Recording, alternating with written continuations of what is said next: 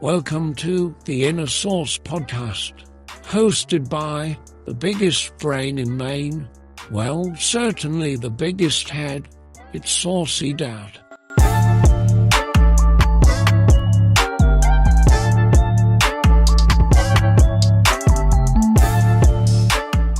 Hello, beautiful people. What's going on? Welcome back to the Inner Sauce podcast on this lovely Wednesday afternoon. I have missed you guys. I know you have missed me, so I won't even ask. Today's episode is brought to you by Steve's Stuffers. Steve makes the highest quality stuffer on the market. With Steve's Stuffers, you could enlarge the frontal region of any of your favorite pairs of jeans, perhaps a favorite swimsuit, any of your leg wear that you would like a confidence boost while wearing. Steve's Stuffers is for you. For more information, call 1-800-STEVES Stuffers. Now, spoiler alert, Steve's Stuffers is not a real company, although it sounds like a brilliant idea for an entrepreneur somewhere in the world.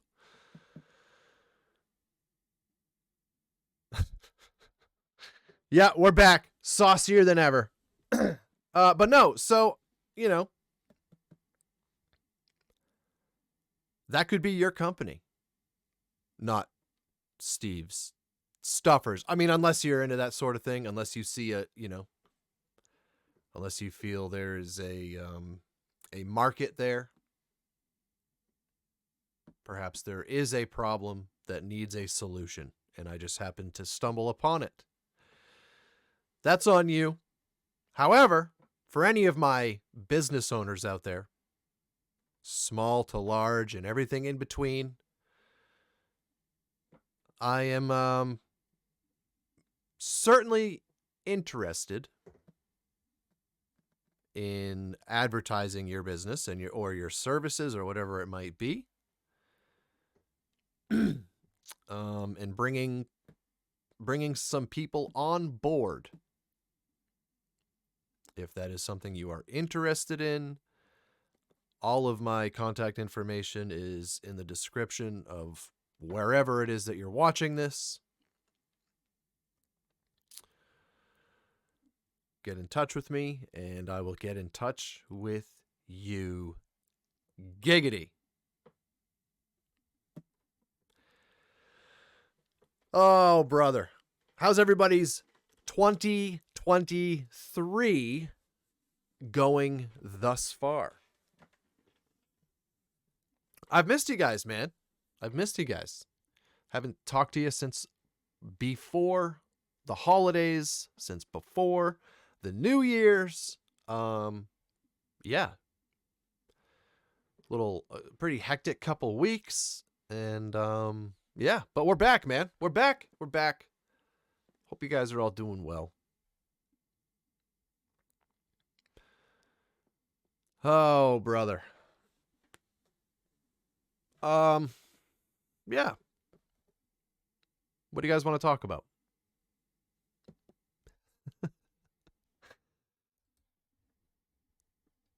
I do think I have, I think I talked about this briefly. One of the episodes before we took our little break.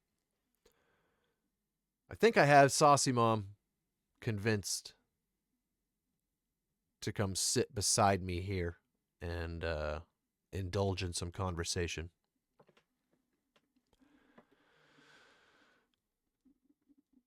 Today I was thinking about,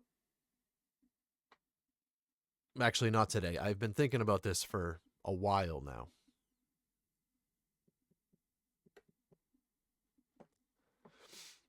I've been thinking about competition.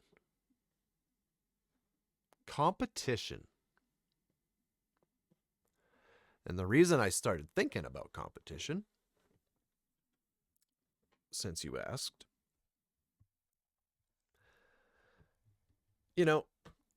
I try to be very self-aware, self-observant. I try to catch myself in unhealthy habits or thought processes, not like physical health, because Lord knows I know what I need to do there. It's just a matter of doing it. But more the mental health aspect of things. I try to, I think a lot of people do. Try to catch myself in poor uses of energy, misplacement of focus, fun things like that, right? And knowing myself and knowing how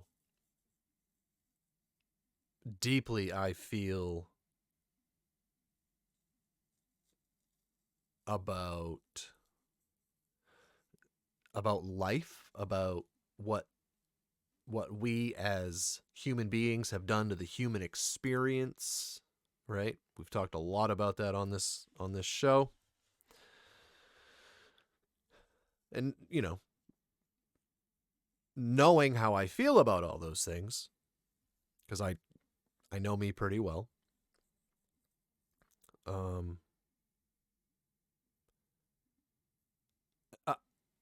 I found myself really puzzled and thinking deeply about why am I always so invested in sports, right? Particularly for me personally, football and racing. I am a fan of car racing. It's been in my family since I was old enough to have memories.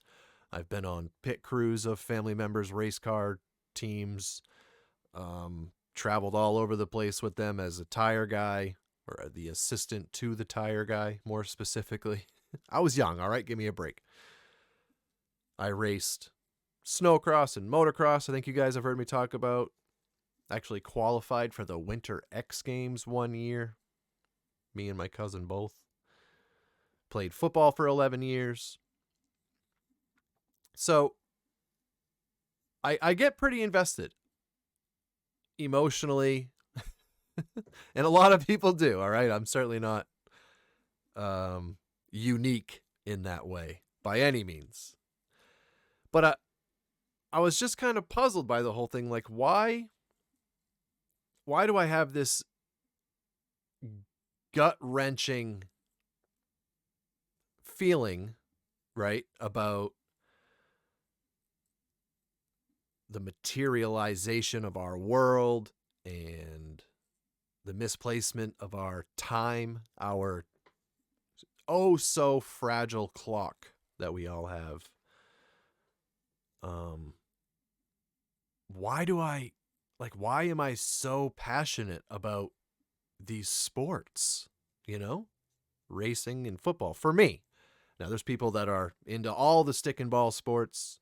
There's people that hate all the stick and ball sports and are only into racing. There's people that don't like any of the above and love wrestling or love UFC or bowling or foosball or checkers or cards or poker or arm wrestling. Talent shows, spelling bees. Good Lord. And I just started going down this rabbit hole. AKA my brain. So it's a pretty shallow hole. All right. It's more like it's like a rabbit, like a rabbit pothole. Okay. Leave me alone. But seriously, I was trying to kind of figure out myself in that moment. And this is, like I said, this is something I've been thinking about for a while. Why am I, it's always been so hard for me to buy into this artificial system that we're all wrapped up in. Yet, I am so nervous before bigger games towards the end of the football season. So nervous. Like physically nervous. It's not like I was playing the game. Literally. Zero exaggeration. Same with racing. You know, there's a couple guys that have just been through it with injuries, fought so hard to get back on the bike and get back up to speed. And I just want so badly for them to have success, partly because of their road to where they are, and then partly because of all of the criticism and hate that they get, unwarranted, by the way, on social media and blah, blah, blah. So, you know, I have these people that I really pull for and that I looked for, or that I look to, good Lord, talk much? So I have these specific people that I look to for inspiration, for, you know, whatever it might be, inspiration. And I get so into it, man. I get so into it. I really do. I'm, you know, 34 years old, and it's been the same since I was old enough to understand the concept, since I was old enough to know what I was watching. I have been invested.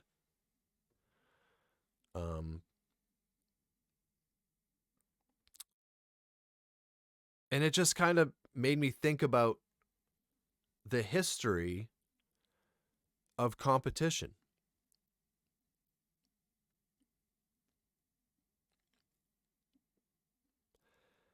And, you know, we've also been talking a lot about gender, because, you know, who isn't talking a lot about gender, right?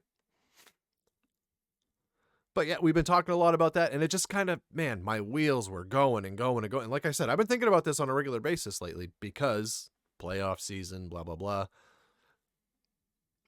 So it just kind of sparked these brainstorm sessions for me. Like, why? Why do I? It's not like a choice that I make, a conscious decision, you know? Just like the resentment towards the material stuff is not a conscious decision. It's the same with the sports. It's the same with how into it, how invested I get. It's not a conscious decision. So I really started thinking about the root of competition and how, you know, it's this it's like a cliche joke as old as time that, you know, the guys sitting in the recliner watching football and the women can't stand it and blah, blah, blah. And man, there's a lot to that, you know. The more I thought about it, the more I really, and not just me, you know. It's not like I cracked some code or whatever. This is just, the proof is in the pudding, as they say. So it kind of led me to researching a little bit and doing some reading about, you know, what is the earliest examples of competition amongst humans and things like that. And you know what's funny?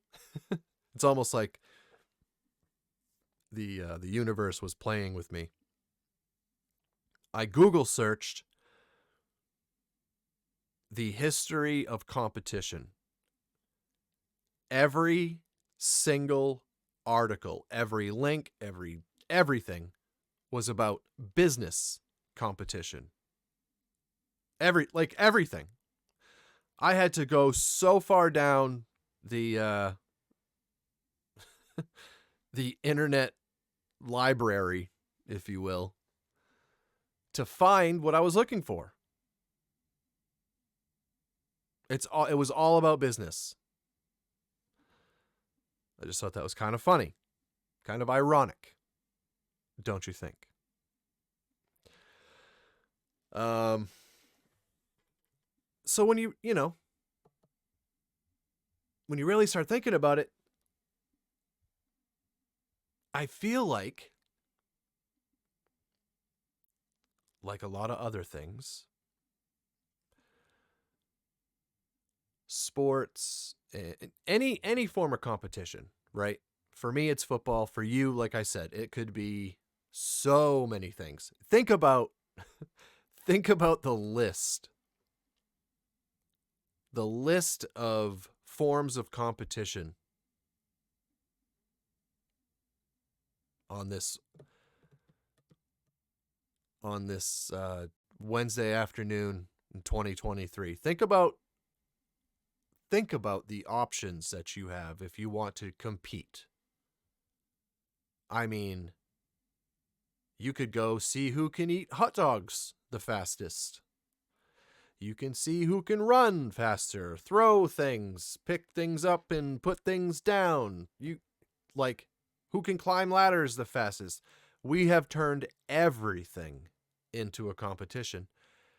And it's not by accident. It's not for lack of reasoning. There's a reason behind it. We are starving for competition. I don't remember when or which episode, but it was recently that we talked about the absence of the hunt. Right? I went on some tangent, as I normally do. And I think it's very similar to that, but different at the same time. I think as men, the gasp heard around the world. Yes, as men, the humans that have the little dangly thingies. Steven Stuffer's best customers. Or perhaps Steven Stuffer's worst customers. Let me get off of that before we get in trouble here.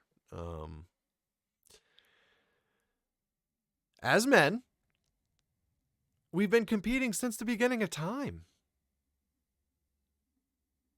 I mean, you think about way back, right? Like the very beginning, before we could communicate, just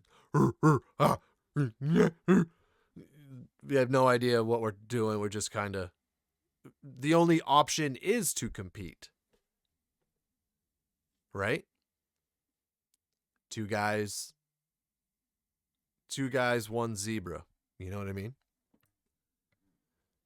Somebody's whatever. Competing for food, competing for a mate, competing for shelter, competing for whatever, literally whatever, right? Since the beginning of time. And I feel like that the reason that I so easily get really passionate and really invested, and I am far from alone. I am certainly in the majority here. Some people stay disconnected and, live such a fast-paced life in whatever it is that they do, right? That they don't really have time for it. But I guarantee you, if you go through your every activity for the last 4 weeks, I guarantee you are competing at something. It might be your job. You might be, your drive might be to do it better than somebody versus just doing a good job or doing your job or whatever. You might be consciously thinking about doing it better or faster than somebody. I guarantee it. That's what we are, right? That's like, we are competition. That's why everything is a competition. Because even today, everything at our fingertips, zero need to ever leave your house.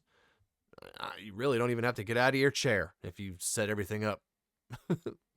If you set everything up adequately. Yeah, man. I just find it kind of fascinating because it immediately I had that realization, like, yeah, it's primal. It's who we are. It's what we are, you know? And I think, now granted, there are amazing, incredible female athletes because they are very capable and, you know, just like anybody, when a human being sets their mind to being or doing something, I'll be damned if they can't or aren't capable of accomplishing that. You know? So, yeah, there's tons of women's sports, as there should be. I think it's awesome. My daughters both play basketball and soccer, and we try to get them to try everything. Do it all, you know? At the very least, it can help you further your education if that's the road that you choose you want to go down.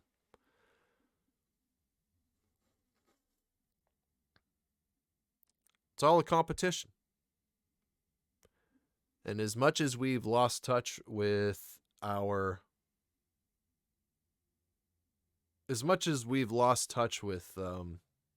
humanity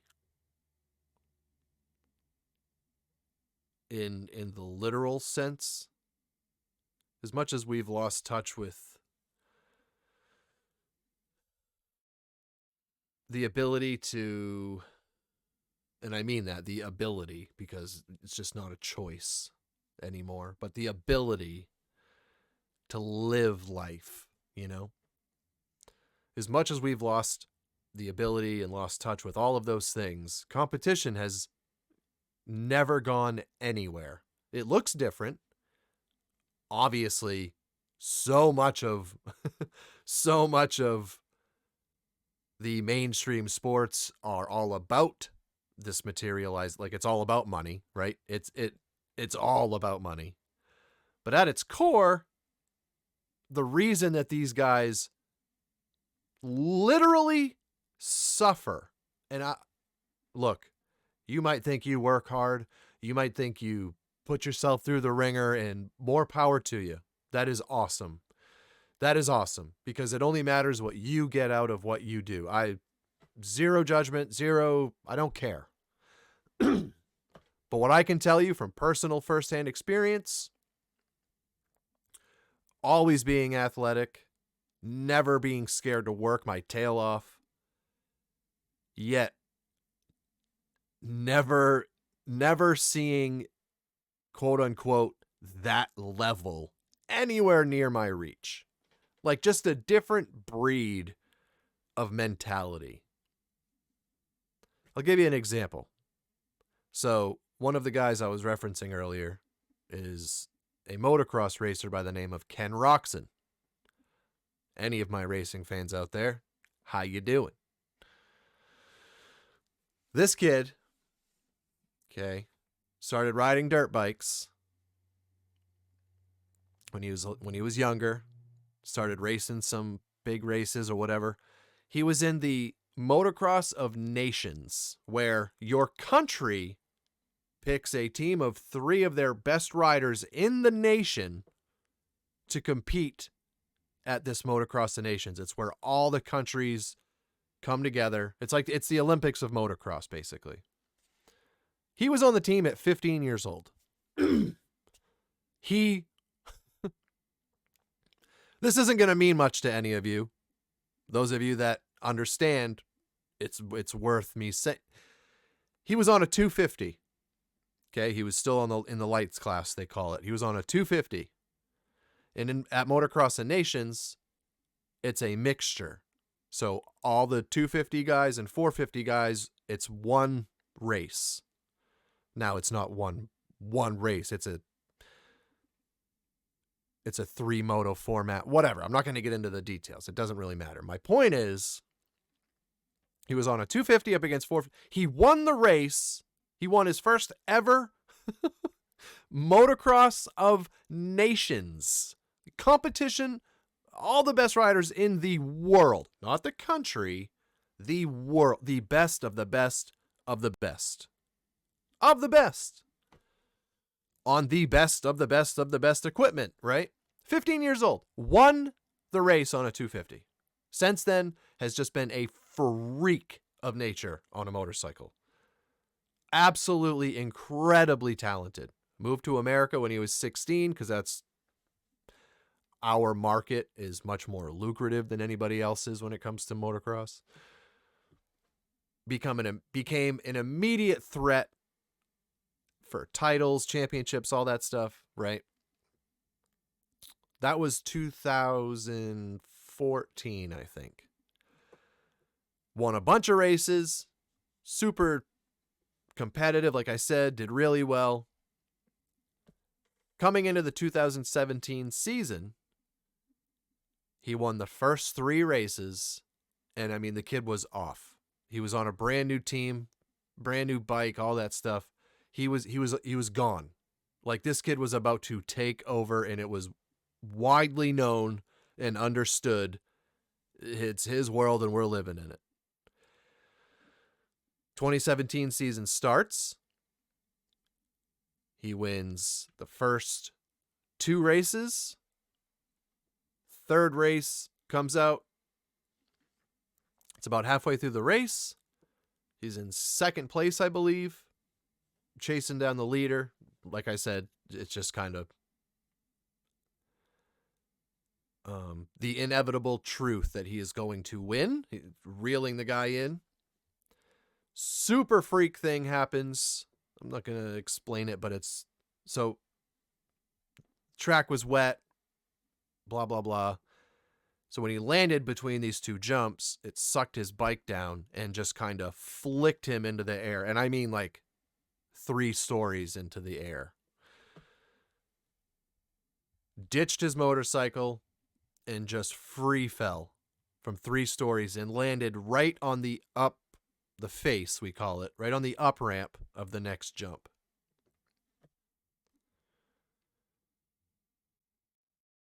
Almost lost his left arm. Should have lost his left arm.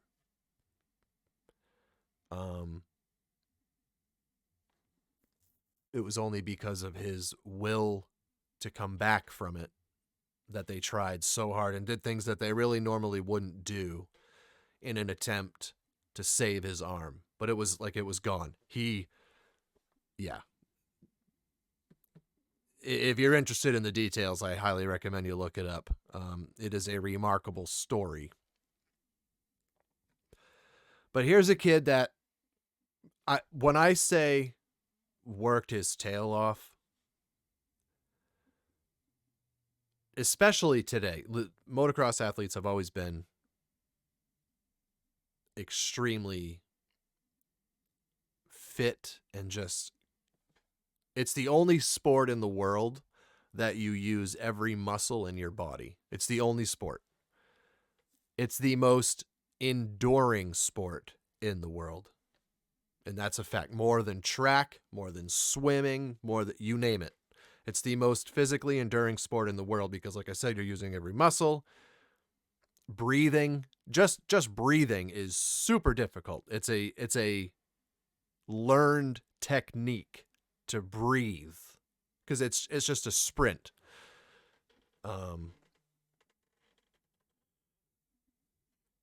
So these guys, they're the best of the best, right? And this kid, on top of the world, in the blink of an eye, on the back of a golf cart, getting hauled out of the stadium, almost has his arm amputated. He shows up to one of the races like 5 or 6 weeks later just to be part of the media thing, just to kind of put his face out there and, you know, lift the spirits of his fans and things like that. Again, people like me, super invested, you know, his fans. It's really kind of weird when you think about it, being a fan. You know what I mean? I don't know.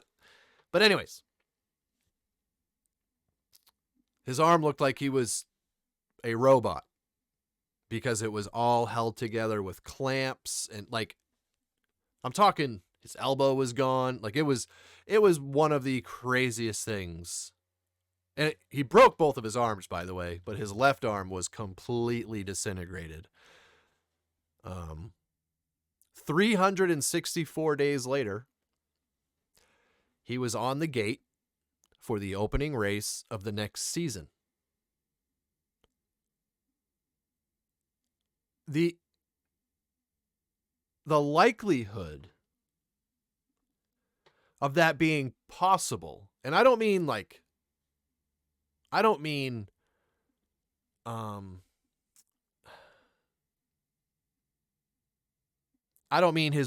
likelihood of him being willing to do the work, because clearly he's proven all his life that he is. The likelihood of it being physically possible. He should have never rode a dirt bike again, ever. And here he is, 364 days later, on the gate. The kid, he's already set for life, by the way. Pretty important part of the story. Already set for life. Like, his family is set for life. His kids are set for life. His kids, if they do halfway decent with their money for the rest of Kenny's life, his kids will probably be set for life. Like, he's done very well. Let's just say that. And he put himself through the closest thing to hell on earth that I could possibly imagine. And again, the day of social media, we see it all, right? As much of it as you want to see, you see it all. So since that day, I have been pulling for this kid so hard. So hard.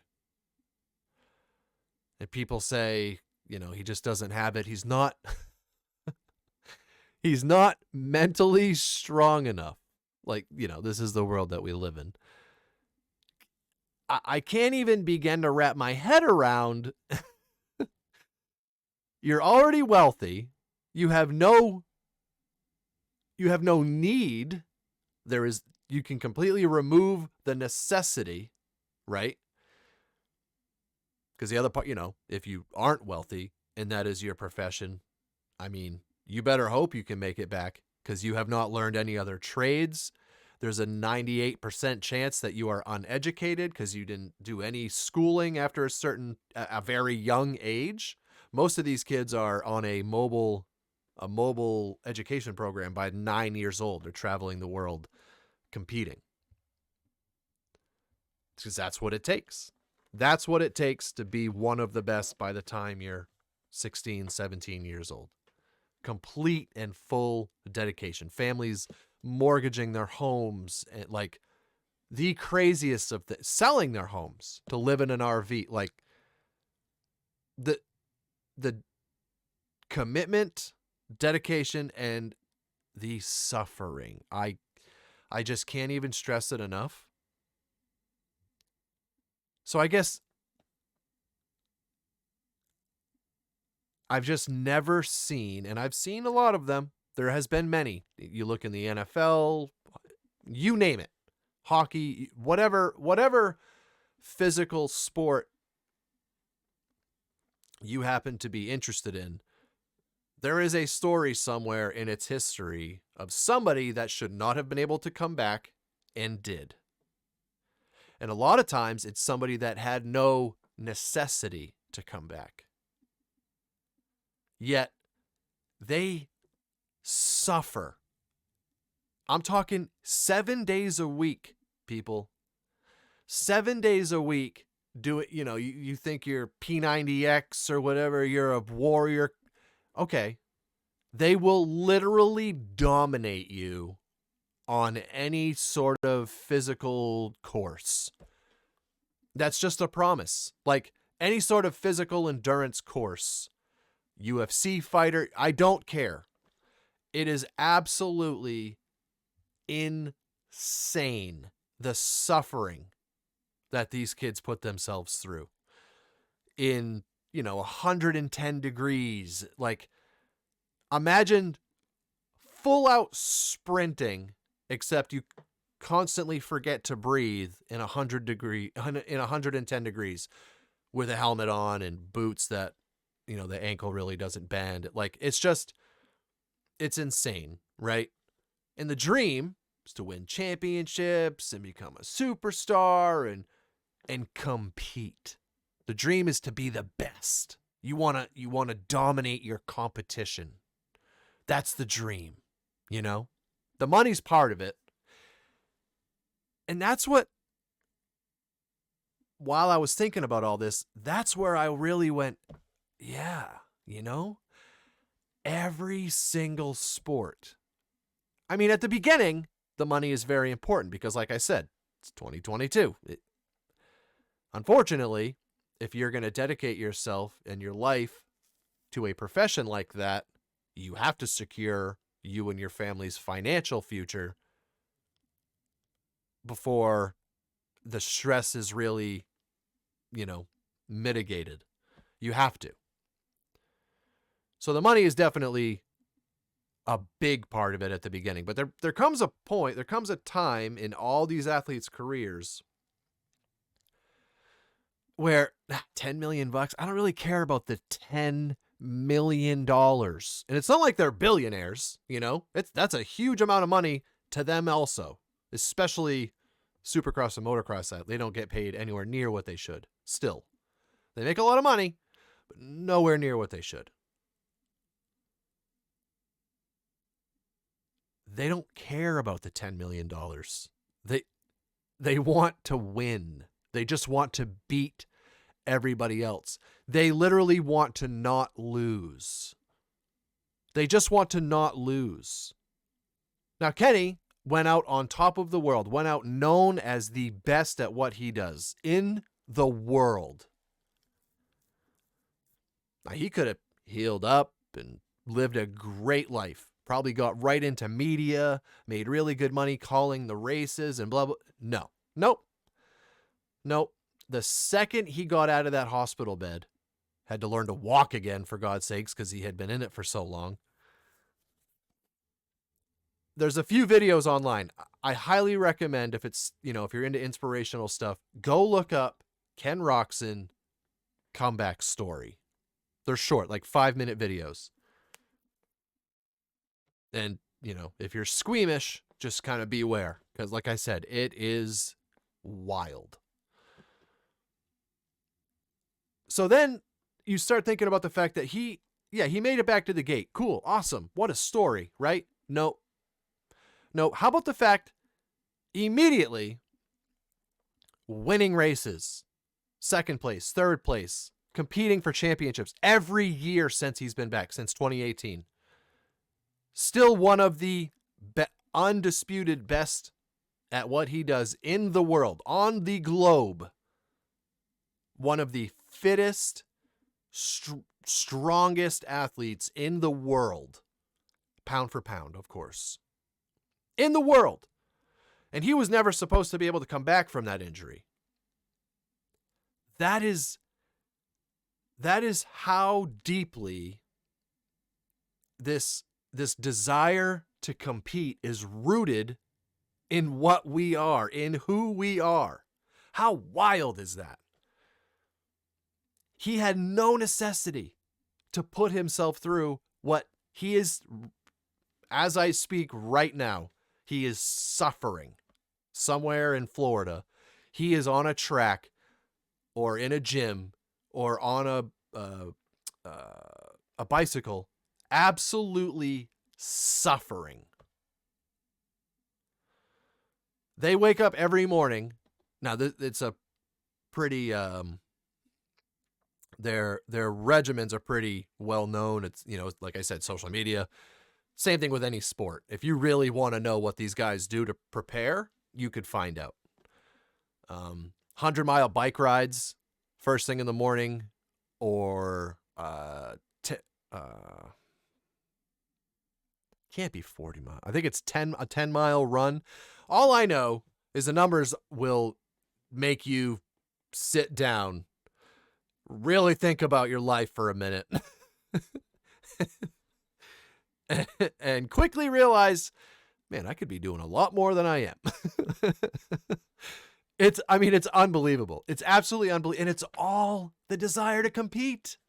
It's all the desire to compete, man. I mean, everything I've ever done, I want to be the best at it, you know? I want to be the best at it. And I think you start talking about depression, when you start removing more of these things from our lives, the ability to do these things. I mean, we're a horse without a field to run in. You know what I mean? We're just not able to serve our purpose. Like we're a dog in a cage.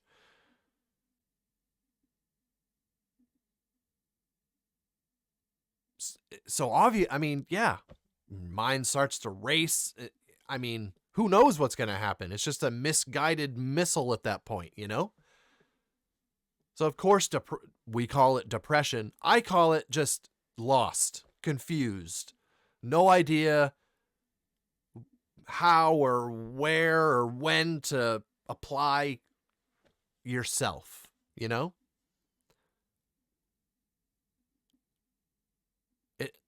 It's just kind of wild.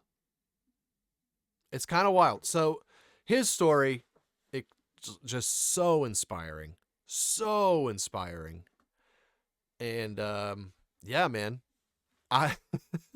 This is kind of embarrassing, but I'm transparent. I live in New England. Okay. And one of the most, I would argue, outside of presidents, probably the most, what's the word? Oh, I can't think of the word. Polarizing. Probably the most polarizing human being, Tom Brady. And it's so wild to me. Like, you want to talk about a desire to compete without necessity. This dude, I mean, he's been playing for 15 years without necessity. And you want to talk about suffer, it's not on the level that motocross is, but these guys suffer, man.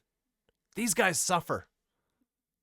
And it's so funny to me, the national media storyline. And I mean, the guy's wife, I still don't know about this. I think they were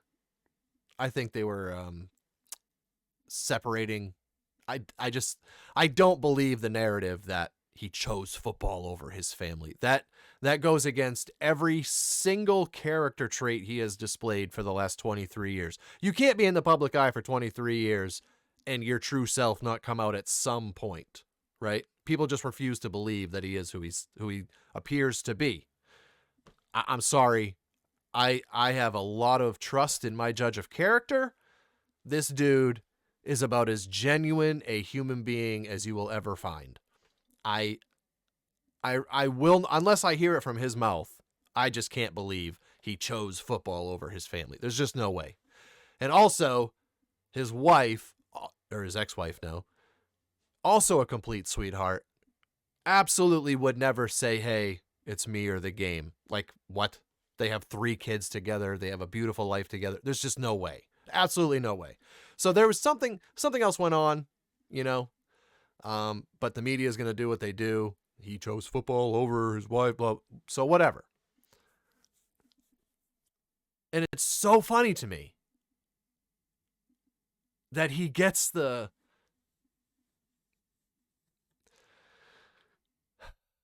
it's just so funny to me that he gets the criticism that he gets, and everybody is rushing him to be like, you know, are you going to retire? You man. I mean, I have people in my family. I mean, he should have retired by now. I mean, come on. What's he doing out there? Are you serious? He's, can we think about this for a second? He's 45 years old. He gets 6 months off, 5 months off a year. Can you tell me what man or what woman wouldn't want for her man to be retired by 50 at the very latest, and even up until then, all of his working years, he's got 5 months off a year. Oh, and also, you are stupidly wealthy because of his career. Really? Why rushing it? Like, this is what I'm talking about. He has this desire to compete. And it's about as raw an example as you can find in human history. I mean, the guy is worth to say money isn't the reason, it's kind of a duh, The dude is worth a ridiculous amount of money, and yet he suffers. He puts himself through it every year. And he just wants to win, man. I mean, the look on his face after a loss, especially one like Monday night, as bad as that was. I mean, I had real tears coming down my face. Literally. I almost do now. Like, people don't realize how inspirational guys like that are, people like that are, that have no business accomplishing what they've accomplished. No business. And it really just makes you look inside. And I mean, the belief that gives people, I look at my son and I really try to get him to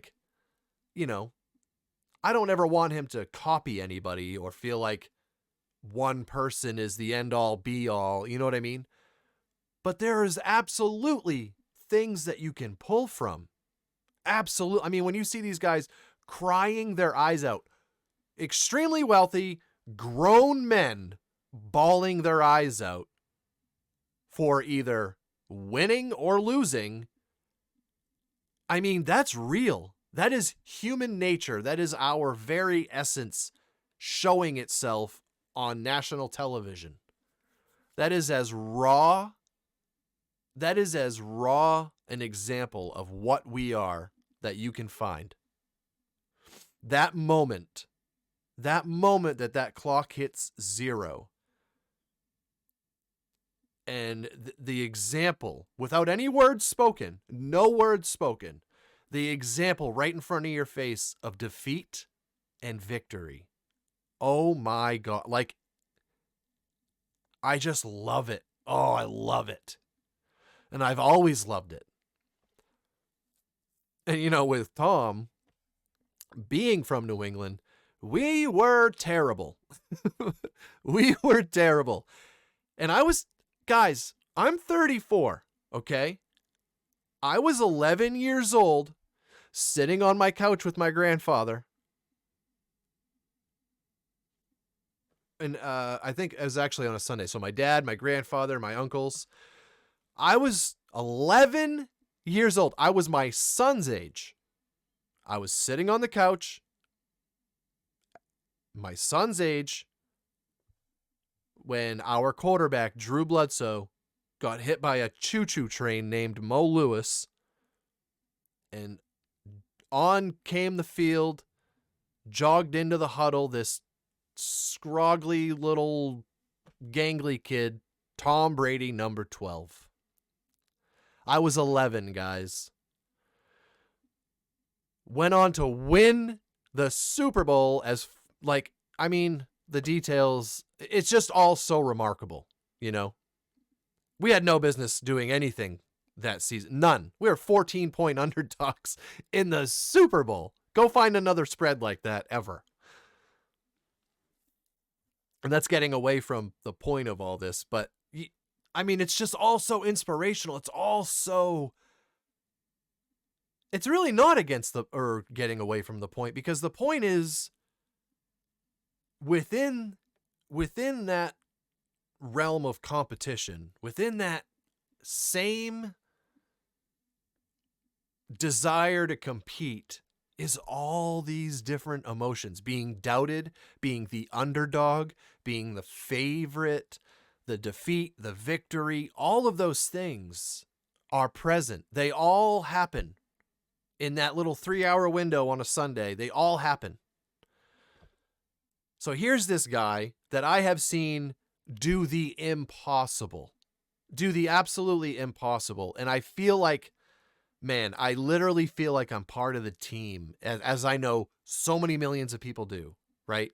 Those of us that really get invested in it and it really feel it, like feel it. And a lot of that is because I have used, I mean, if I'm being honest, Tom Brady, Ken Roxon, those two guys, I have pulled so much inspiration from those two dudes over my years. And when you're talking about Tom Brady, guys, I was 11. I am 34 years old. He just lost the playoff game on Monday night. He just won his 7th Super Bowl 2 years ago at 43. Impossible. Had the most completions in the NFL this year at 45. Impossible. Except it's not. I just watched it happen.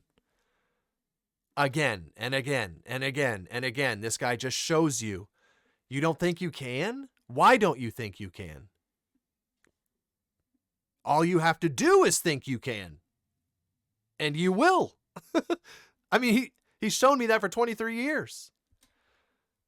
Like, this dude walked on the field as my quarterback at 11 years old. Yeah, my quarterback, damn it. At 11 years old. I'm 34, and I had tears running down my face because I just don't know. Is that the last time I will ever see him lead an offense, you know, or an entire team of men?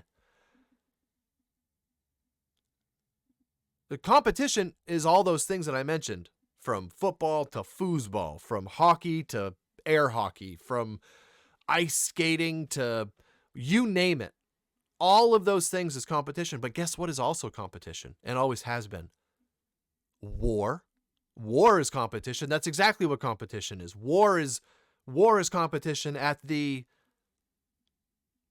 War is the grossest display of competition.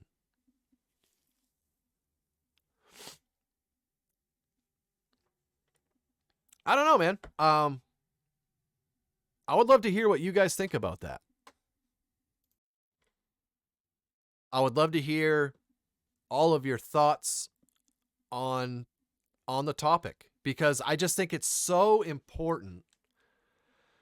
It's so important that we keep a direct line to these things that make us what we are.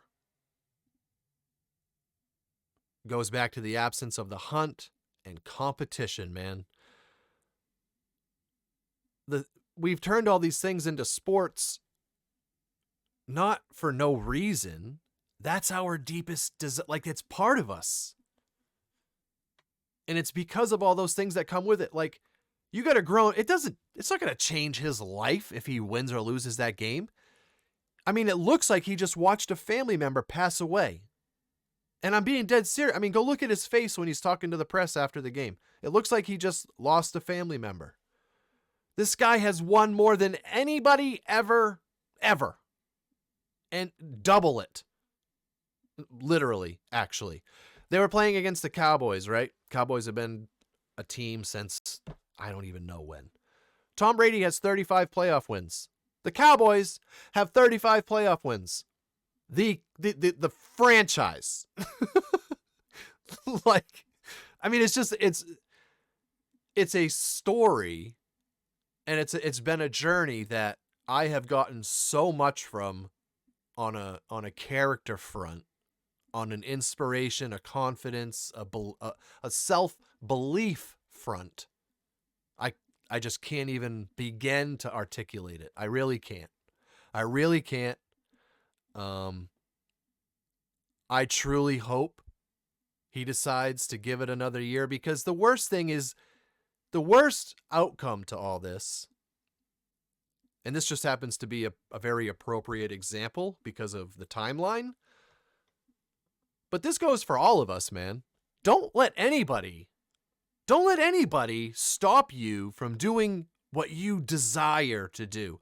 I have a lot of resentment in my heart for stopping the competing that I was doing, because I was doing so well, and I was doing all of it on my own, you know? So I still, and I'm very conscious of that. I do my best to kind of let it go, but the fact is, it's there. It's there. It's a scar. It's scar tissue in my heart. I gave into that. That, and again, a lot, in my case specifically, and I think this is the case for a lot of people that run into this stuff, it was out of a place of love. It was out of a place of wanting the best for somebody, Same goes for Tom. I think a lot of the people outside of the media morons, the people in his family that are pushing him to call it a career, it's out of a place of love. We just saw a guy 2 weeks ago almost die on the football field during a completely routine tackle. Like a tackle that I personally made in my 11 years, probably 1,000 times. A tackle that I saw happen in front of me, probably 2,000 times. A tackle that happens every Sunday for as long as football's been a thing, I don't even know. 1,000,000 times? Like, who knows? 100,000 times? He almost passed away. So you got to think, as his wife, as his kids, as his parents who are getting older. I mean, the dude's the dude's son is in high school, man. Like, it's just, it's been such a joy. It's such a privilege. And the way I look at it is this, with all these people that want it, well, just retire. So you're telling me if Michael Jordan was still capable of competing at the highest level, you wouldn't want to see Michael Jordan strap him up again? Really? I know I would. How about Wayne Gretzky? Would you want to see Wayne? How about Dale Earnhardt? Would you want to see? I mean, really? Would you want to see Muhammad Ali and Tyson back in the ring? Like, guys, when it's over, it's over. Why the rush? Why the rush? He's 45. He's 45. So who cares if he's 46 or 47? Who gives a shit? Who cares? When it's over, it's over. And you know what? When it's over, that just means that this thing that he loves with all of his heart is gone. And it will never come back. You can't, make a comeback at 55 years old in one of the most physical sports in the world. You can't do, when it's over, man. And he's still one of the best. So I don't get it. How lucky are you to not only make the money you do doing something you love, playing a kid's game, although very dangerous, extremely demanding, it is a kid's game. Making the money that you do off of it, getting 5 months off a year, and at 45, he's being pushed to 45? Do you realize how many people will never get to retire in their lifetime? Especially, retiring's like a thing of the past, unless you are wealthy. We're not going to be able to retire anymore. Nobody's going to be able to retire. He's 45. I don't get it, man. I don't get it. The desire to compete, I think, is so essential to mental health, to physical health. It just keeps you alive, man. It keeps you alive. When I had to kind of pull myself back because I got super invested in Madden, the video game. I hadn't played it since I was a little kid, right? I got on one day, and when I was a kid, playing online and playing against people all around the world, that wasn't a thing. That didn't exist yet. So I got on and I tried it out. I played a couple guys. And now this has become kids are getting scholarships for esports, for being great at video games. Because they are extremely difficult. The mental focus, it's like it's just like taking a super difficult test at 1,000 miles an hour. It's very challenging, and I gotta tell you, it gets those competitive juices flowing. I went from having no idea what I was doing because it had changed so much since the last time I touched it to winning, I don't know, I won 5-6 grand every year. Every year. I won a PlayStation 5 and 300, which is like a $1,500. I went from having no idea to fighting with the best, the best. Because I just hated losing. I hate losing. I hate losing.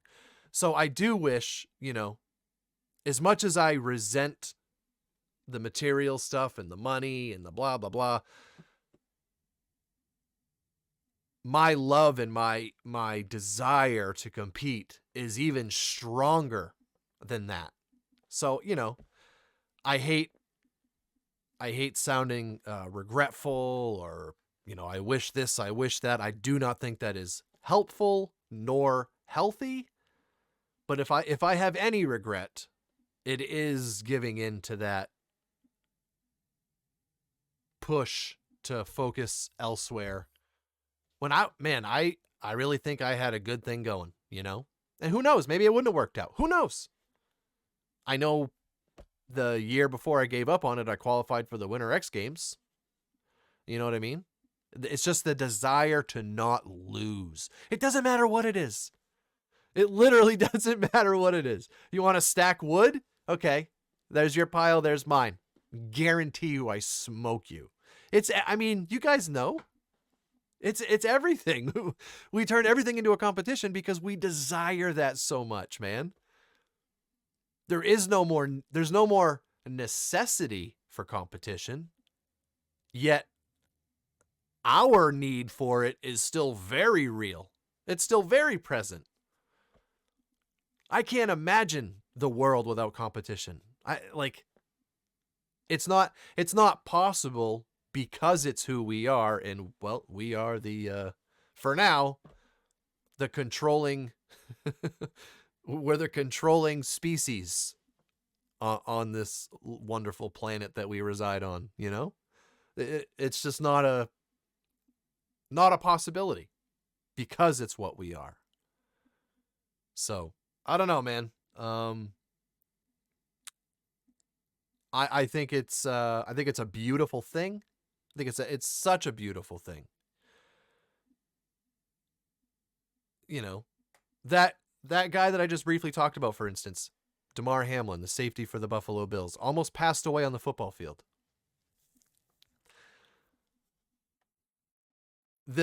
He almost died. He did die. He did die. He was brought back to life on the football field on national television, given CPR for 9.5 minutes. 3 days goes by with really no word from the hospital that he's in. And then all of a sudden, he's awake. He can't talk yet because he has a tube in his throat. So we let him write down what he was trying to ask us. The 3 days in basically a coma, an induced coma, but still 3 days in an induced coma with a tube down his throat in so much pain. He writes down, "Did we win?" That is the first and only thing he wanted to know. Did we win? Dude. If that doesn't tell you it is literally what we are, then I don't know what will. Did we win? Not, am I going to be okay? What happened? Is the guy that hit me okay? Is everybody all right? Did we win? Was his immediate question. First place he goes out of the hospital. The organization, Orchard Park, the Bills Stadium, to be with the guys. It's kind of crazy. It's kind of crazy. That put a scare into everybody. It put a scare into me because I immediately went, whoa, whoa, whoa. Man, I've seen that happen so many times. I have done that so many times. How is that never, what was that? And then everybody goes to the vaccine, and I have no stance one way or another. I don't I didn't get it. My family didn't get it. None of us are going to get it. It just hasn't been a thing long enough for me to trust it. End of story. End of story. But what happened to that guy is actually it is a phenomenon, but it is a known, quick little story before we wrap up here. When I was in high school, my best friend, we both raced together, did everything together. My best friend was walking behind me down the hallway to class. We used to mess with each other. He grabbed my hood. Okay, he's walking behind me. He grabbed my hood and pulled it backwards to choke me or whatever, right? So I very playfully just kind of swung backwards, right? My hand, I didn't whack him or whatever. I just kind of went, get off of me, you know? And all of a sudden I hear slam, bing, and people are like, oh my God. So I'm like, what? I turn around.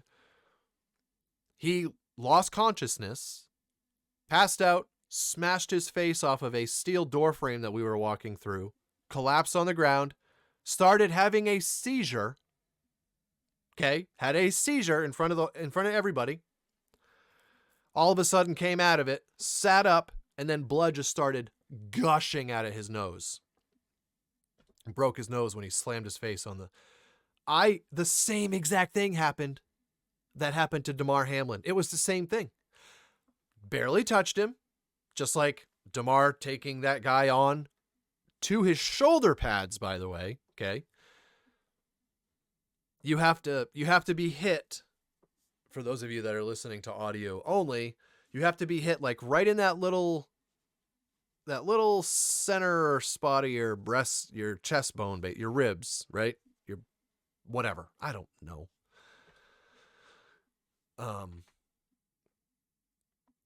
And the spot, the little button, if you will, is like the size of a quarter. Okay. It has to be contacted by something round, aka a helmet. It has happened in baseball. It has happened in hockey because of the ball and the puck. And in this case, my story, it was my fist, my knuckle. It hit him perfectly. And the reason that it's a phenomenon is because the window in which that impact will cause that to happen, it's like the opposite of a jump start to your brain. The window is, we're talking 1,000th of a second. It has to be so perfect that's why you never see it. That's why, it's happened, I think 4 times people dug up during this, the whole world was at a standstill waiting to see if Damar was going to live.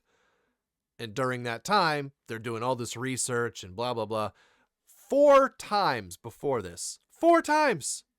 How long has baseball and football, how long have they been around? 4 times. It's a phenomenon, but it does happen. It does happen. So just to put everybody at ease, it is a thing. It is a very real thing. Now, like I said, I'm not taking a stance on the vax. Okay. I'm not an anti-vaxxer. I'm not a vaxxer. I'm just a dude. All right. I'm just a dude. Now, I guess I'm an anti-vaxxer because I didn't get it and I'm not going to get it. But I don't know. There's still too many questions. But again, I don't know, man. It's just that whole... And I got to tell you, when he sat up and blood started pouring out of his head, I thought I just killed my best friend. When he was laying on the ground having a seizure, I was like, I have no idea. It didn't even seem like a possibility to me that it was my hit that did that to him. I thought something else happened. I thought he was, as I'm watching him seize, I'm like, oh my God, he wasn't messing with me. He grabbed on my hood to hold himself up because he was passing out or something. Nope. Pulled on my hood to mess with it. Was my hit. It was the same exact thing. I saw it with my own eyes. What happened to Damar Hamlin happened to my best friend via my fist. Absolutely crazy. I was so scared. His parents came in. I was crying. They started, we were all laughing by the end of it because they saw how horrible I felt. And, we were basically like brothers. we spent way more time together than we did apart. We just, he was my buddy, my best friend. So they obviously knew it wasn't malicious. It was just a completely freak thing.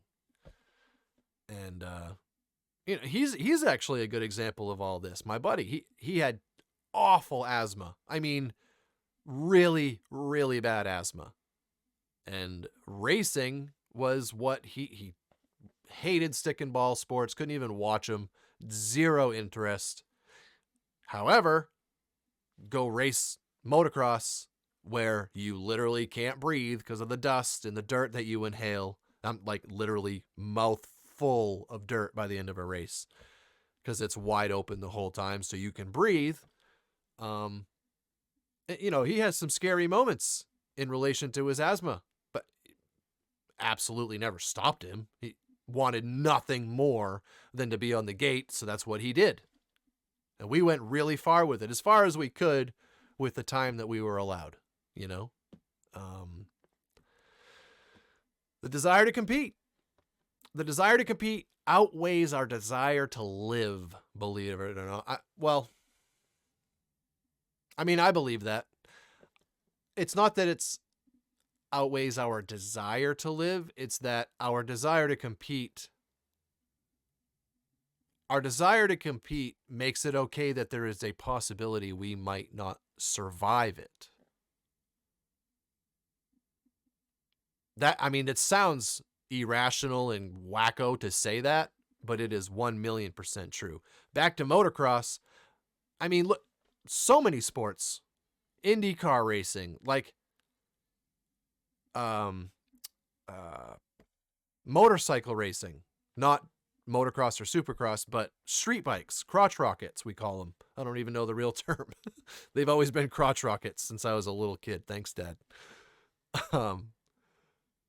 But look at those guys. I saw an accident with one of those guys the other day. He barely screwed up and just got ejecto-cetoed into the atmosphere, like at 230 miles an hour or whatever. And he lived. And guess what? He'll be back on the bike very soon, he said. The desire to compete, man. These guys, motocross, and I mean this I'm not trying to be dramatic. I'm not trying to exaggerate. Very literally, all day, every day, they are risking their lives. You never know. You never know. A motor seizes up on the face of a 90-foot triple. Like, you never know. Absolutely never know. A bolt breaks. Literally anything could happen. And that goes for motocross. That's just where my firsthand experience is. That goes for so many. Drag racing is super dangerous. IndyCar, crotch rockets. You name it. There's just something so exhilarating, so primal. I'm back to primal. There's something so primal about competing. And it's very present in us when we're younger, The more I sit here and kind of talk this out, it's very present in us when we're younger. And then we have to join the system, If you're not a freak athlete or if you don't come from money, whatever, your window of being able to really pursue that is very, very small. So we lose it, Once we're kind of thrown on the hamster wheel, that desire to compete, it's, that flame can only burn for so long before you start finding things to attach to. Live vicariously through your favorite football player, through somebody who has an incredible comeback story, who fought all the odds and succeeded and beat it. I'm watching one guy on Sundays beat Father Time. I'm watching another guy beat the odds,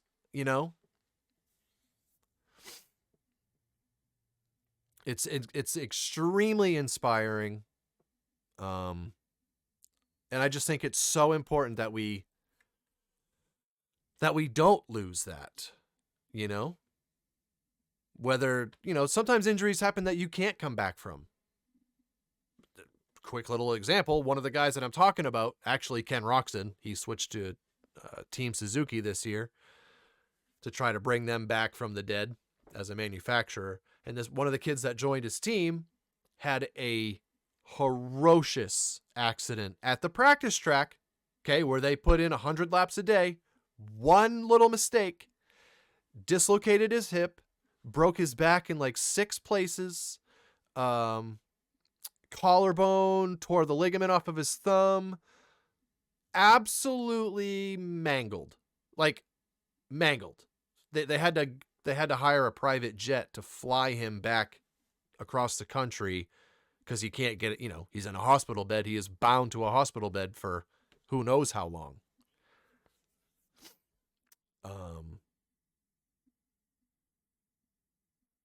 And yet his main concern is, will he be able to race again?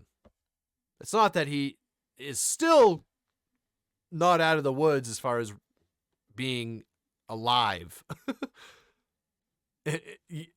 His main concern is being able to race again.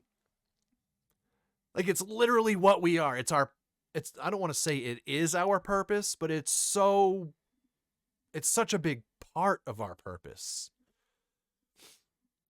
And I think because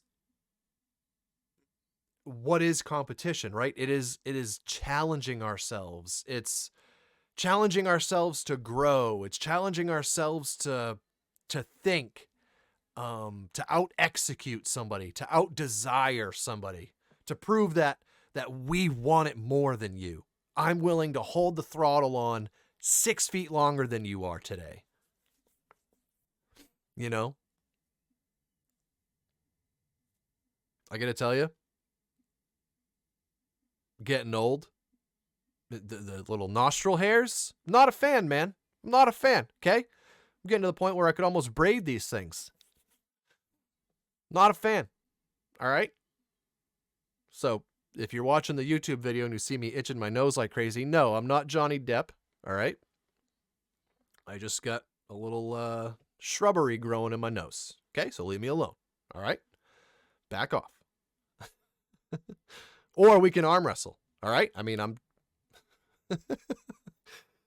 Oh, man. But I don't know. I just, So I think that's why it's so important that we... And I get it, man. Like I said, I get it. A lot of times, no matter how much you want that, like for my kids,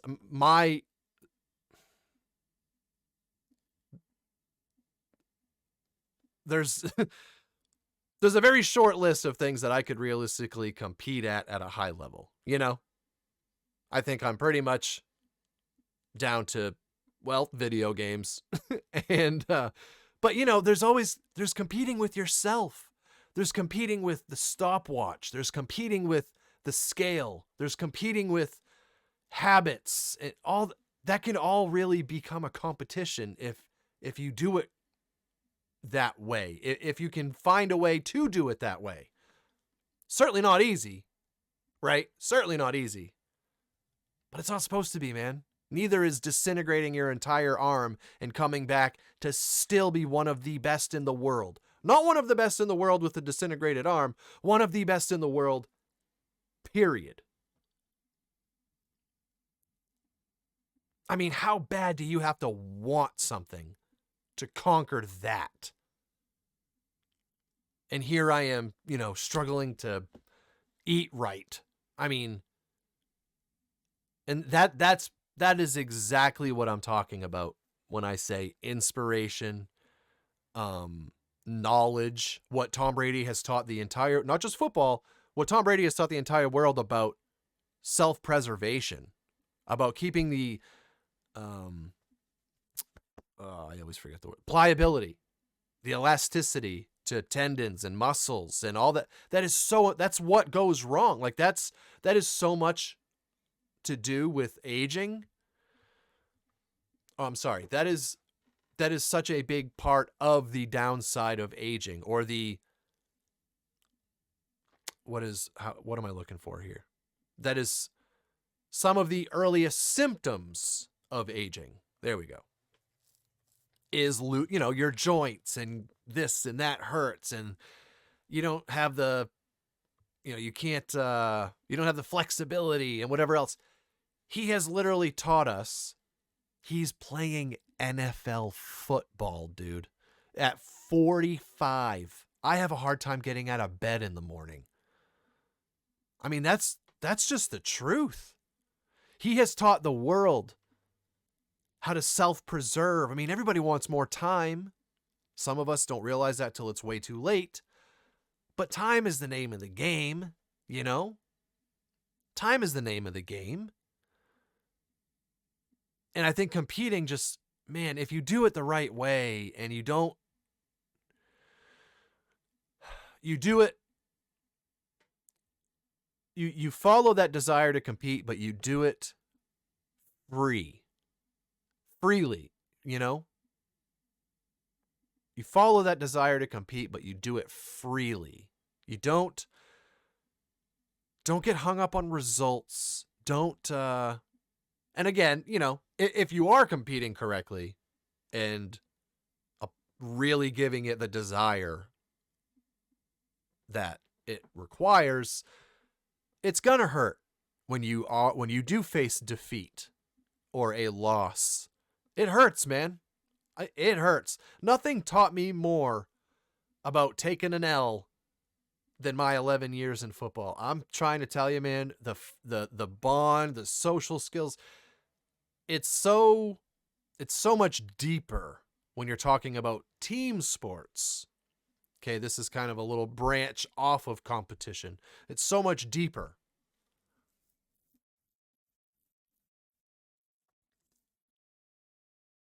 But I just think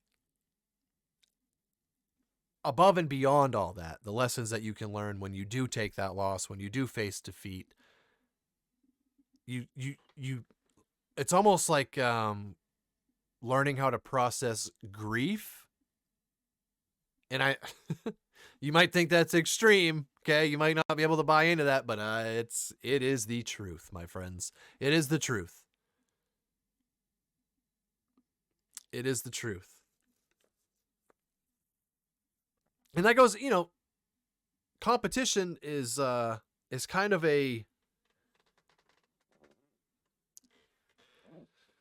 there's so many things that we do that are a microcosm of competition.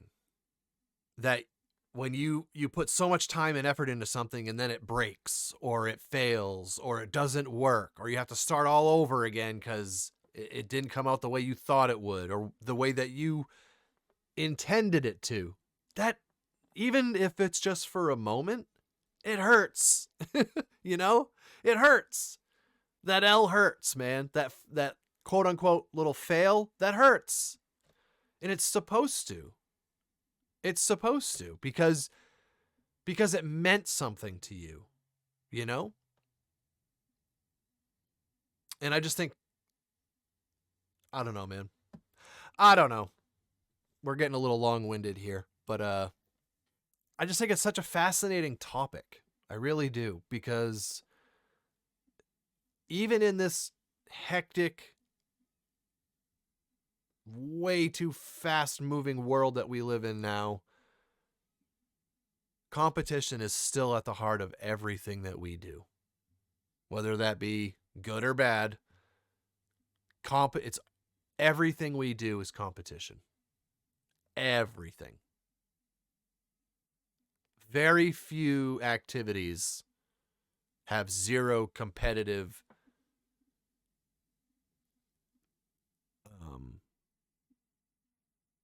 characteristics to them, School, you're competing to be the best. I mean, you literally, you name it, man.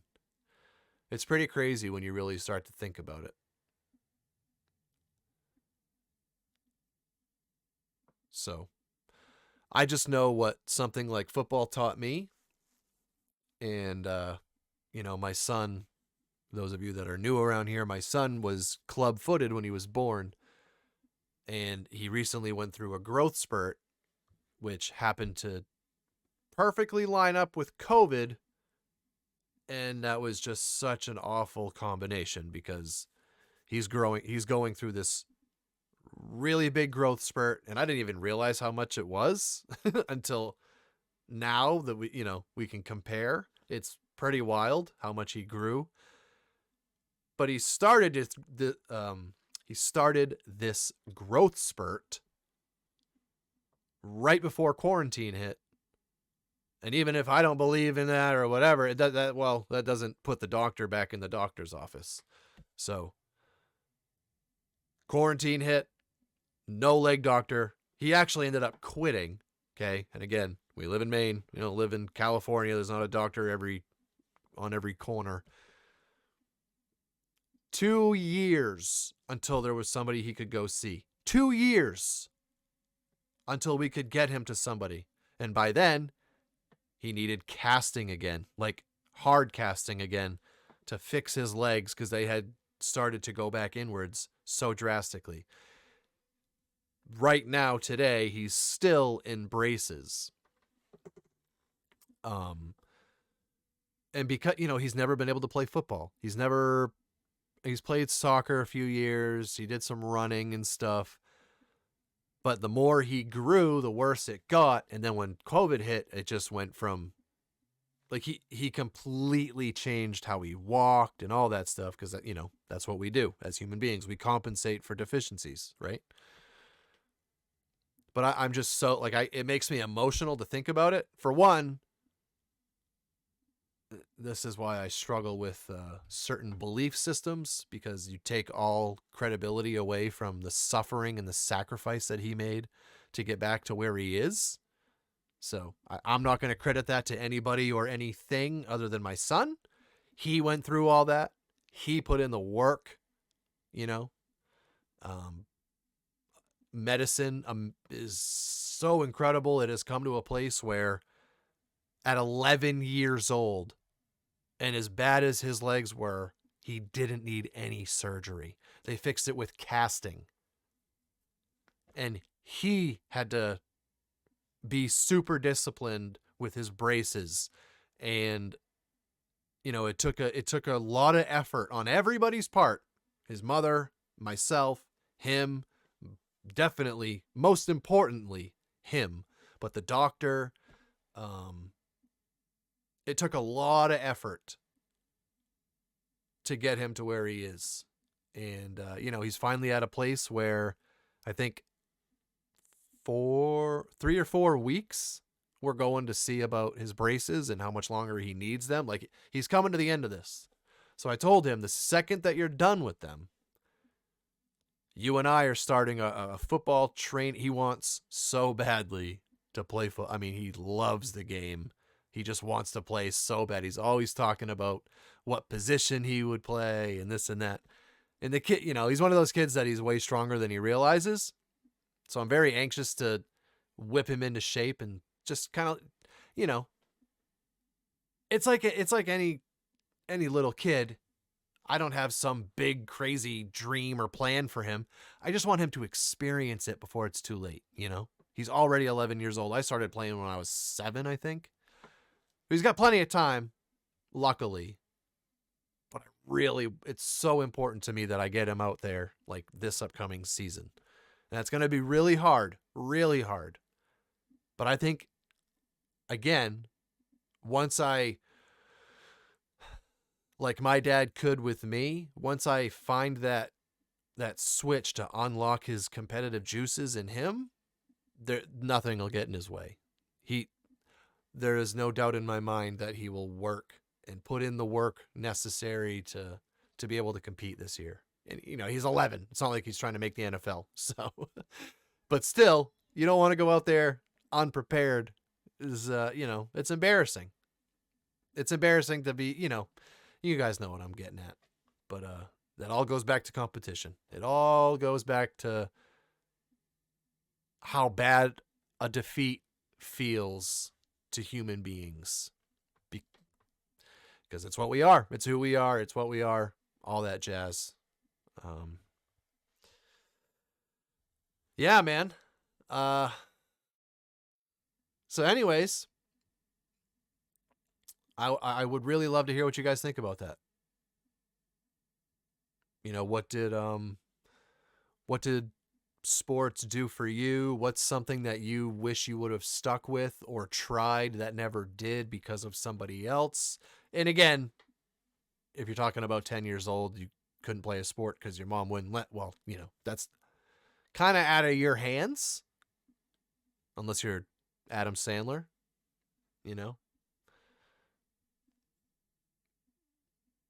Water boy, people. Come on, get with it. Bobby Boucher.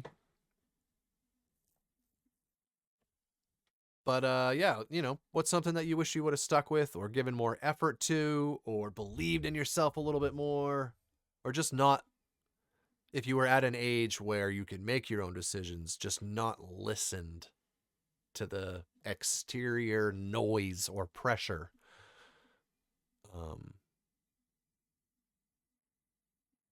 Yeah, I'd love to hear your stories. I really would. It's a very, I could keep talking about this for so long. And the more I talk about it, the more the more it really becomes clear in my mind.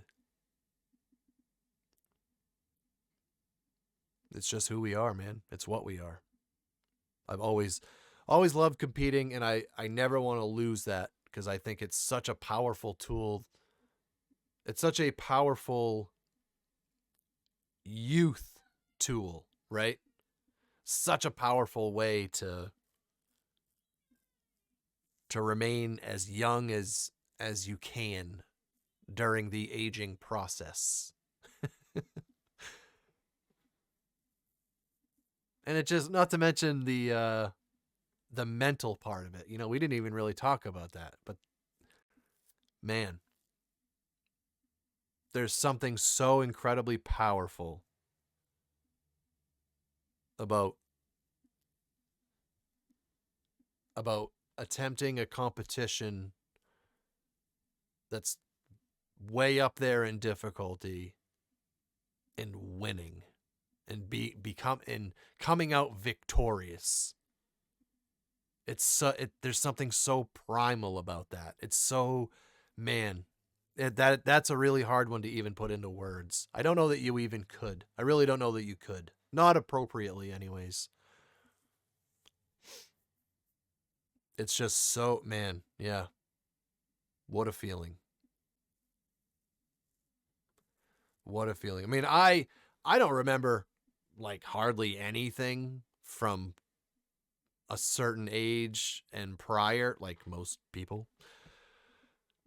But I have a memory of this football game that I played in. Man, I could not have been 9 or 10 years old. Championship game under the lights. And I'm pretty sure, yeah, I was a quarterback. I was just running keepers, and I mean, there was a few times I took a quarterback sneak. I was telling my son this, and he's like, "What? Seriously? How'd you do that?" but there was a few times I took a quarterback sneak 70 yards, which is not exactly the intent of that play. But I mean, that I remember that stuff because that's how important it is to the soul, to the mental health, to all that stuff. It's, yeah, man. The more I really think about it and talk about it, it's just, it's a really beautiful thing. It's perhaps one of the most beautiful parts of being a human being, of just being alive, the ability to compete, the preparation process, the desire and the will, overcoming adversity. Oh man, it's pretty incredible. It's really incredible stuff, yeah,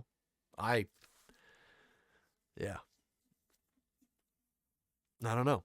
And then you talk, we didn't even get into the whole fandom thing really. I touched on it, but I think a lot of that is just, it's a bunch of guys, a bunch of girls, a bunch of people that had a really deep desire for something that they didn't get to follow through with. They weren't able to pursue that. So then you end up living, oh, I guess we did talk about this a little bit, huh? But yeah, you end up living vicariously through these people. Or, like Ken Roxon's story, you find these guys along the way that their adversity and their approach to their challenges or their,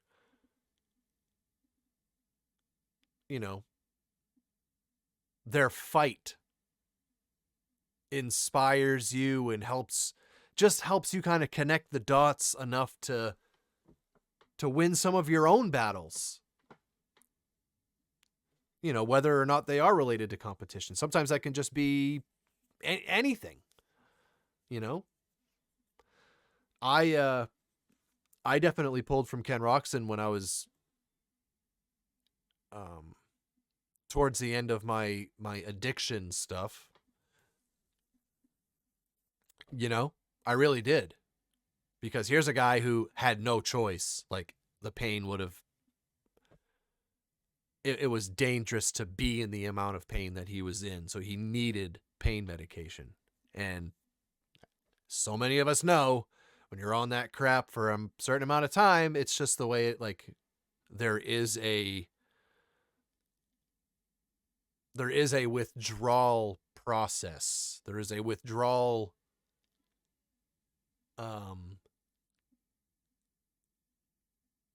experience at the end of it all. So I absolutely pulled from him. Here's a guy that not only had to conquer these unimaginable difficulties and challenges, but then he had to do, like, this thing that I'm struggling with and that is controlling my life. That was just like a little speed bump after the mountain that he had to climb to get out of the woods. You know what I mean? It made it seem so insignificant. It made it seem so conquerable. When so many places I looked, so many people I talked to, it seemed so insurmountable. It seemed, no matter what I did, you're telling me this is me for life? You're telling me this is who I am for life? What do you mean I have to live every day as an addict? What are you talking about? Seriously? If I'm spending every day like this, I don't know that I want to be here much longer. That's real stuff, man. And then here's a kid about the same age as me at the time. Well, yeah, we're about the same age. He's 4 years younger than me. About the same age.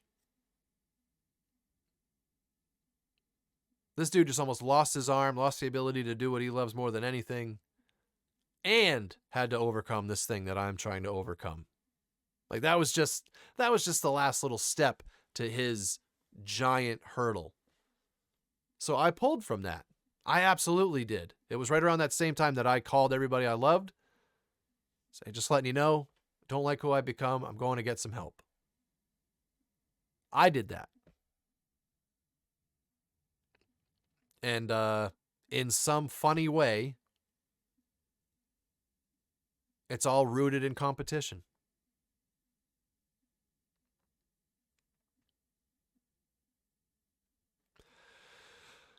Yeah. Well, there you go, man. We're back. We're back at it. Again, big thanks to Steve Stuffers. I really appreciate the support for when you do become a real company, that is. I will be the first to try out the product, We have a plethora of lovely beaches on the coast of Maine. I'd be more than happy to put Steve Stuffers on display and see what kind of results they might yield. And who those results come from is going to be interesting, Is it a little silverback old guy with the Speedo on? You never know. You never know. Or is it his wife? You never know. You never know. But yeah, seriously, any small business owners out there, anybody that would like to be involved with the show and help support, and the reality is, it's difficult to dedicate the amount of time that this requires, and I'm well aware, and very much so new coming into it, There's a building process. But yeah, man, this is something that I really have a vision for. It's something that I feel like we can make a very big difference with. And as the audience grows, as the ability to spread a message grows, I just think there's a lot of power to be had. And not power in a sense of conquering, power in a sense of positive change, affecting positive change. Still remains number one on my vision board. Create something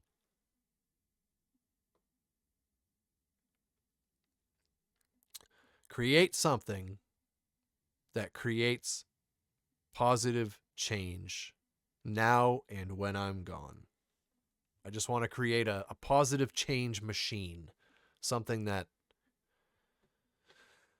yeah, I just want to help, man. And if that's something you guys are interested in being a part of, I would love to hear from you. So again, all my contact information is in my links.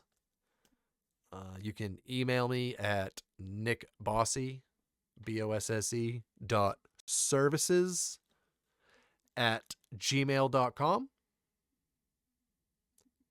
nickbossy.services@gmail.com. That is the business email. And yeah, man. Anyways, if I'll promote Steve Stuffers, your business has a place here. That's all I'm going to tell you. It's good to be back. I'll see you guys again next week, or talk to you next week. And I look forward to it. So thank you guys for hanging out. Again, I would love to hear from you in the comments on your thoughts on competition, any of your personal stories. I just, yeah, it's a lot of fun for me to hear the self-reflection that I helped stir up, because sometimes that's all it takes for all of these topics that we talk about. Sometimes it just takes somebody saying something a way you haven't heard it said before to go, oh, now I get it. I can't even tell you how many times I've experienced that myself. So I guess that's really, in the simplest form, I guess that's really what I'm trying to accomplish here. All right, guys, enjoy the rest of your week. I think that's it. Take care of yourselves. Take care of each other. I mean that when I say that. People have people. Be there for each other, man. Take care of yourselves and each other. Stay safe out there, guys. Peace out. My saucy fam. Pull up 2 door, my lover. Do what I want, I'ma do it forever. Yeah. I want it all, nothing less. I could do what he do, but I'm doing it better. Yeah. Mix match the chrome with Marshall. I can say what I want, I don't fall for the drama. Nah. New girl, California. She be driving California. She want me like the vaccine. I made a check, didn't need no degree. I prove them all wrong, who didn't believe. Do it myself, I don't need no team. No kid, no scholar. Hey, made me go farther. You can say what you want, but I'm still unbothered. Go down, get back up. Do it all myself, don't need